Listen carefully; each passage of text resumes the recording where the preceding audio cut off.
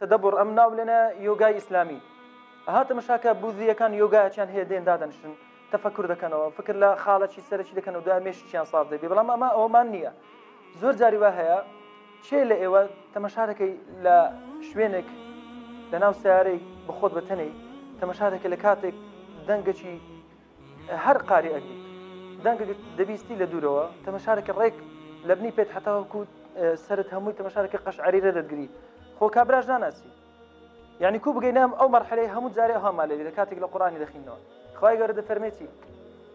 لسورة مريم دفرمي فإنما يسرناه بلسانك لتبشر به المتقين وتنذر به قوما لدا بلا ما متمالك ذي فإنما في غير القرآن الكريم عسرناه بلسانك لتبشر به المتقين دين زور لسر خمان قران لكن لسر مسألة مخارج ومسألة صفات ومسألة تحقيق كردن لتجويد أو بابتنا